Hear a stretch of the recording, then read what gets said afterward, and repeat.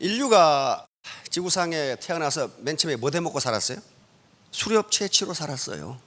짐승 잡아먹고 나무 열매 따먹고. 그렇죠? 근데 그게 보통 힘든 일이 아니야. 짐승이 항상 잡히는 것도 아니고 나무 열매가 항상 있는 것도 아니고. 그러면 인류는 어떻게 하면 겨울에도 좀 먹고 살 수 있을까? 그런 게 생각하겠죠. 어떻게 내가 사냥을 않고도 짐승을 잡아먹을 수 있을까? 그래서 나온 시대가 무슨 시대예요 이제? 그게 농경시대입니다. 농사지어서 겨울에도 굶지 않고 살 수 있어요. 그렇죠? 근데 부작용으로 뭐가 나옵니까? 부작용으로 전쟁이 일어납니다. 전쟁이 일어나요. 저쪽 마을에 곡식 창고가 찬 것 같아. 우리 창고는 비었어. 그럼 어때? 밤에 몽둥이 들고 가서 때려 부수고 뺏어와. 그때부터 전쟁이라는 게 시작됩니다. 그러다가 18세기 중엽 1750년경부터 산업혁명이 일어납니다. 그 산업혁명이 일어나면서 산업화 시대가 약 200년 전개돼요. 200년. 그러니까 농경시대는 3000년인데 산업화 시대는 몇 년? 200년으로 단축이 되는 거예요. 그러면서 산업화가 진행되면서 1970년대부터 세계는 인류는 지식정보화 시대로 들어갑니다. 지식정보화 시대로 들어가요. 농경시대에는 누가 부자입니까? 땅 부자가 부자예요. 다시 말하면 농경시대의 가장 중요한 생산수단은 토지입니다. 토지. 땅 가진 자가 부자예요. 그러다가 산업화 시대가 되면은 누가 부자예요? 공장. 공장을 뭐라고 부릅니까? 네, 자본이라고 부릅니다. 공장을 자본이라고 불러요. 캐피탈. 자본을 가진 자가 부자입니다. 자본을 가진 자가 농사 암만 지어봐야 부자 못 된다 그런 말이에요. 자본을 가진 자가 부자예요.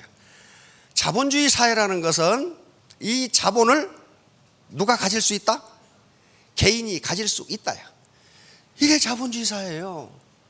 이 자본을, 이건 내 집이다, 이건 내 자동차다, 이건 내 땅이다, 이건 내 가게다. 전부 자본이거든요. 그게 그 자본을 개인이 가질 수 있다. 그러니까 현대 사회, 산업화 사회에서 부자가 되려면 뭘 가져야 돼? 자본을 가져야 돼. 근데 그 시대가 이미 지났어. 지금은 이제 지식정보화 시대로 들어가 버렸어요. 1970년대 이미 지식정보화 시대가 온다고 미국의 미래학자들은 경고를 했고, 미 기업과 그 다음에 앞서가는 사람은 그걸 받아들였어. 미국 가장 또 크게 일어나 버린 거예요. 지식정보화 시대에 있어서 가장 중요한 생산수단은 뭐다? 지식과 정보다요. 마이크로소프트가 땅이 있습니까? 공장이 있습니까? 마이크로소프트 저 시애틀에 가면 본사가 있는데요, 사람 구경을 못해. 사람 전부 사무실에 몇 놈 앉아 있어. 그런데 세계 최고 부자야. 그렇죠? 마이크로소프트가 가지고 있는 게 뭐예요? 뭐냐고? 뭐 물건을 만들어요. 뭘 만들어요? 그 소프트웨어 프로그램 만들고 있잖아요. 가지고 있는 유일한 건 지식이에요. 지식밖에 없어요. 그래서 세계 최고 부자예요. 지식과 정보가 소득 창출의 근본이다. 국력을 결정한다. 국력을 결정한다. 자, 그러면 그런 사회가 온다고 이미 미국의 석학들, 드러커 박사라든가 다니엘 베일이라든가 하는 사람들이 지식정보화 시대가 온다고 했을 때 미국 기업과 국가와 개인들은 그걸 대비했어요. 그래서 다시 최고 국가로 성장해버렸어요. 우리는 그걸 대비하지 않고 있다가 산업화 시대의 패러다임, 대마불사 그러면서 그 패러다임을 갖고 있다가 당한 게 뭡니까? 그게 IMF예요. IMF예요.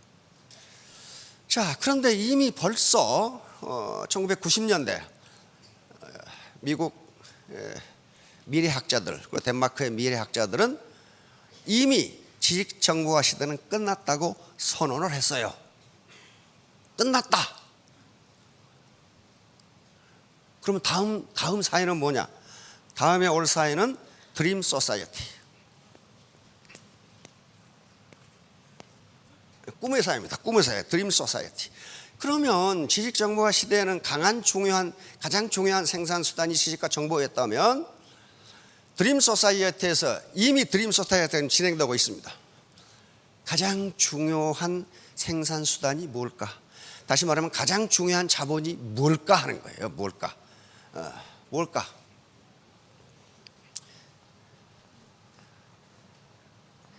이미지다. 이미지. 우리 애터미에서 제가 늘 말하는 이미지는 우리말로는 여기서 매력이라고 할 수 있습니다. 매력. 이건 자기 자신을 봐야 됩니다. 나는 어떤 매력이 있는 인간인가? 나는 남들에게 어떤 이미지를 주는가? 신뢰를 주는 건가? 사기꾼처럼 그렇게 느끼게 할 것인가? 여기서 개인에 대한 뭐가 나와야 되냐면 스토리텔링이 나와야 됩니다. 다시 말하면 나라는 인간을 어떻게 흥미진진하게 콘텐츠가 풍부하게 소개할 수 있을까 하는 거예요. 자, 이런 개념을 가지고 한번 보도록 하겠습니다.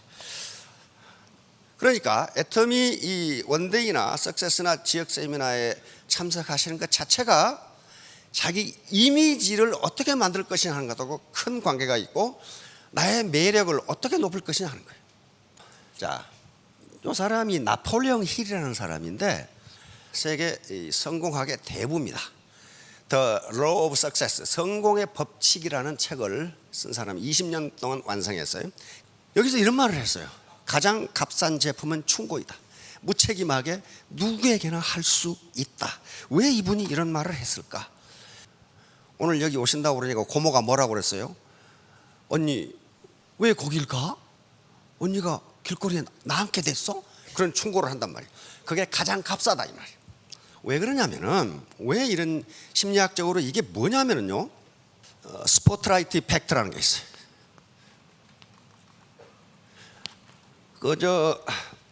이 무대에서 오페라라든가 또는 노래를 부를 때 그 가수만 이렇게 동그란 그 조명으로 비춰주죠. 이걸 스포트라이트라고 그래요. 이건 뭐냐면은 모든 인간은 다른 사람들이 자기를 주시하고 있다고 느끼는 현상이에요. 내가 오늘 화장을 않고 나가면 다른 사람들이 다 내 얼굴을 볼 것이다. 내가 와이사스에 김치 국물을 떨어뜨리고 나가면은 모든 사람들이 나를 볼 것이다. 내가 사회를 하고 노래를 하고 뭘 하면은 많은 사람들이 나를 볼 것이다. 착각도 그런 착각이 없다는 거예요. 다시 말하면 모든 인간은 자기 외에는 보지 않는다는 거예요. 남의 행동이나 남의 겉모습이나 남의 말에 대해서 듣지도 않을 뿐더러 기억하지도 않는다는 거예요. 그걸 스포트라이트 현상입니다. 왜냐하면 인간은 근본적으로 자기 중심적이기 때문에 자기에 대해서는 자기가 알아. 그래 남들은 그걸 모르고 안다 하더라도 무관심하다 이 말이에요. 다시 말하면 내가 양말을 짝짝이로 신고 왔어. 지금 하도 바빠가지고. 그러면 자기는 자기가 양말을 짝짝이로 신었다는 걸 아는데 다른 사람들은 거기에 관심이 없다 그런 말이에요. 그래서 심리학자들이 실험한 결과 인간은 오직 자기가 자기를 보고 있을 뿐이다. 자, 코넬 대학에서 실험을 했습니다. 그 대학이니까 대학생들이 한 클래스가 있겠죠. 근데 한 대학생을 선발해가지고 그 삼류 가수의 아주 우스꽝스러운 모습의 티셔츠 디자인을 해가지고 그 티셔츠를 입고 교실에 들어가는 거예요. 그래서 그 티셔츠를 입은 대학생에게 네가 교실에 들어가면 몇 퍼센트나 너를 본다고 생각하느냐?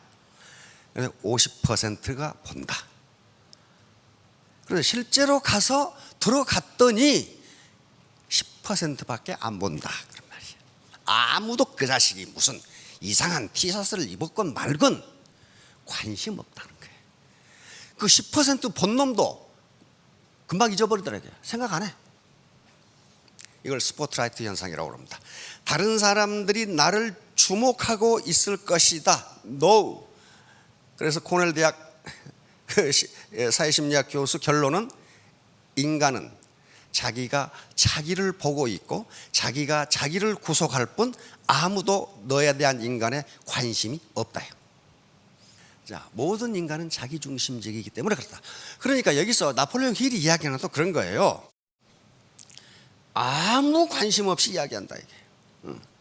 고모, 그런데 가면 안 되는데? 그렇게 충고해놓고 돌아서면서 잊어버려. 고모가 어딜 가는지. 그래서 자기가 판단해서 해야 된다는 거예요. 자기가 판단해서. 그러면 뭘 해야 성공할 수 있느냐? 프로가 돼야 되는데 프로가 되려면 세 가지 조건이 반드시 필요해요. 그 일을 좋아해야 되고 잘해야 되고 보람이 있어야 돼요. 아무리 소득이 많이 생겨도 보람 없는 일을 인간은 오래 하지 못합니다. 보람이 없으면 오래 하지 못해요. 이것도 미국에서 아주 심리학자들이 많이 실험을 했는데 인간은 아무리 힘들어도 보람 있는 일은 한다는 겁니다. 보람 있는 일은 해요. 그러나 아무리 쉬워도 보람 없는 일은 하지 않는다요. 그 다음에 아무리 가치가 있고 보람이 있어도 소득이 안 생기면 오래 못합니다. 오래 못해요. 바로 애터미 사업은 흐지부지한 사업이 아닙니다. 글로벌 빅 비즈니스예요. 그러면 이 사소한 사업이 아닌데 여기서 성공하시려면 어떻게 해야 되느냐 하는 문제예요 지금. 그렇죠? 어떻게 해야 되느냐. 자, 요 세 가지 공부예요. 뭐예요? 3H. 쿨 헤드. 냉철한 이성. 머리 공부를 해야 돼요. 머리 공부. 애터미 사업에 대해서 알아야 될 거 아니에요. 알아야. 그 다음에 웜 하트. 따뜻한 마음이에요. 나와 파트너가 동반 성공하겠다는 따뜻한 마음이 없으면요, 나만 잘 먹고 잘 살아야지. 천만의 말씀. 그렇게 됐으면 좋겠는데 안 돼요. 안 된다고요. 따뜻한 마음이 없으면 성공 못해요. 그 다음에 비즈핸드. 몸 공부예요. 암만 머리가 쿨하고 마음이 따뜻해도 가만히 앉아있는 영감탱이는 성공 못한다 그런 말이에요. 움직여야 돼요. 그러니까 이 세 가지 공부를 반드시 해야 돼요. 애터미 사업에 대해서 알아야 되고 마음이 따뜻해서 동반 성공해야 되겠다는 생각을 갖고 몸이 움직여야 된다. 몸이. 그럼 애터미 사업가들의 자본은 뭐냐? 그 네트워크 자체가 자본이라고 그래요. 이걸 소셜 캐피탈이라고 그래요. 소셜 캐피탈. 이 네트워크의 크기와 퀄리티에 따라서 소득이 결정돼요. 마치 어부가 그물로 고기를 잡는다고 생각하시면 됩니다. 그물의 사이즈가 어느 정도 돼야 고기가 잡힐 거 아니에요. 네트워크의 사이즈가 어느 정도 돼야 소득이 된단 말이에요. 그러나 아무리 커도 그물이 찢어져 버리면 소득 없어요. 고기 못 잡아요. 그렇듯이 스폰서와 파트너와 파트너로 연결된 그 퀄리티는 뭐냐? 신뢰관계, 신뢰. 서로 믿느냐는 거예요. 서로 믿고 상호 존중하느냐. 이게 퀄리티예요. 이걸 하는 게 리더예요. 리더. 이건 현명할 현자죠. 현현이라는 말은 현자를 현자로서 대접한다는 얘기예요. 현자를 현자로 대접한다. 다시 말하면 지금 내 스폰서가 나이도 어리고 학력도 나보다 못하고 사회적 지위가 나보다 못했는데 애터미 사업에 대해서 먼저 알고 먼저 깨달았다면 그것이 그 사람이 나에게는 무엇이다? 현자다 그 말이야. 현자. 오늘날 우리가 들으면 성인 그러면은 종교적으로 매우 고매한 인격을 가진 분 또는 인격적으로 굉장히 어떤 범접할 수 없는 경지에 올라 있는 분 그렇게 생각이 되는데 원래 그게 아니에요. 성자는 지도자, 리더에게 쓰는 말입니다. 리더. 그러니까 애터미 스폰서도 성인이 될 수 있다 그런 말이에요. 성인이. 자, 이 글자를 잘 보세요. 이게 무슨 자예요? 요 귀때기에 귀때기 모양 생겼죠? 귀때기? 예, 귀입니다. 요건 뭐예요? 입이야, 입. 다른 사람 입에 귀를 대고 있는 사람. 이게 성인이. 어디에서? 여기 단에 올라와서. 리더가 파트너의 입에 귀를 대고 들으면 그 사람이 성인이다. 그 사람이 진짜 리더다. 지금 이런 얘기예요. 그러니까 과거 고대에 성이라는 말은 임금에게 썼던 말이에요. 임금. 성왕이다 그런 말 들어보셨죠? 성왕이다. 그 사람이 무슨 성스러운 왕이다 그런 말이 아니에요. 백성의 말을 경청한 왕이다 그런 말.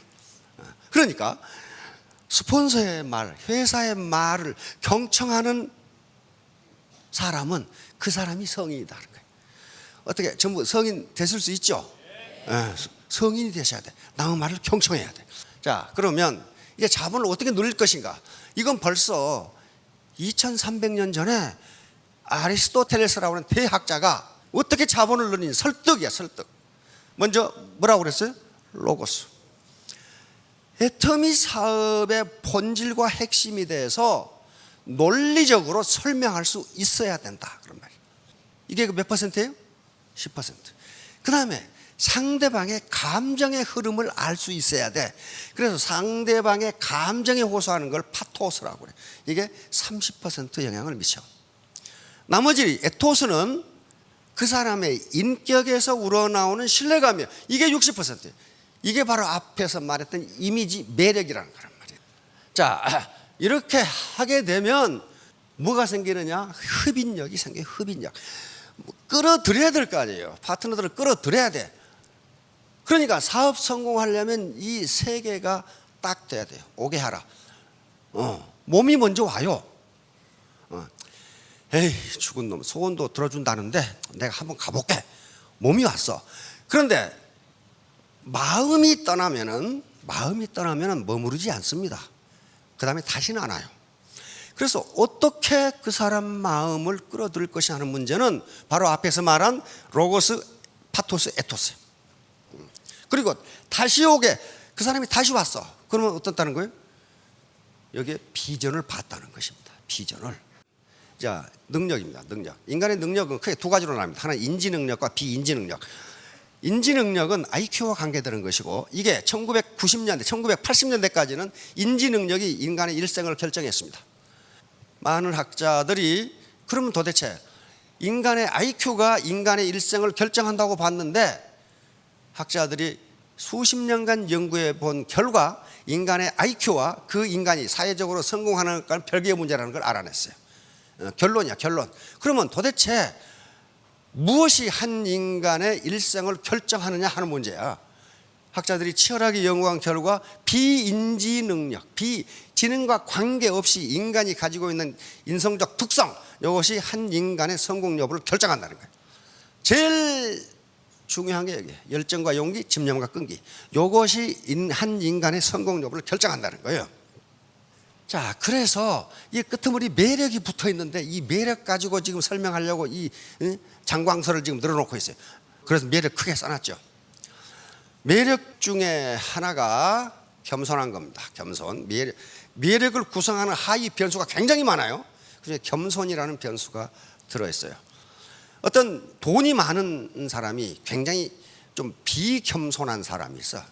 잘난 체하고 똑똑한 체하고 다른 사람을 무시하고. 근데 이분이 불자야. 불교 신자야. 근데 어느 날 꿈을 꾸었어. 이 꿈이 뭔지를 모르겠거든.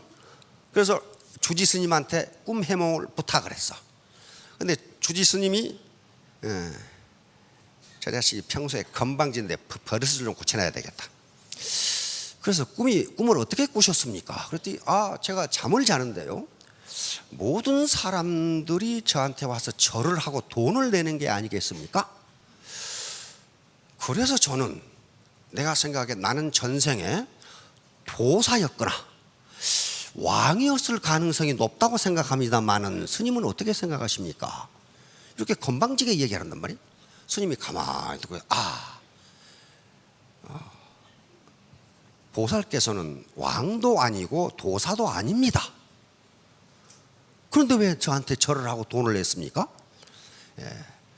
보살께서는 전생에 삶은 돼지 대가리였습니다.